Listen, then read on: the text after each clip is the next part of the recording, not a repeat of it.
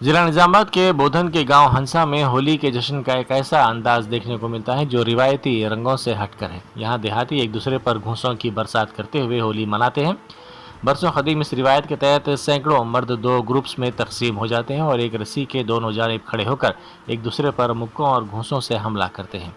आमतौर पर सड़कों पर लड़ाई झगड़ा बुरा समझा जाता है, लेकिन हंसा गांव के लोगों के लिए ये एक मुक़द्दस रिवायत है जो हर साल सूरज ढलने के वक्त अंजाम दी जाती है।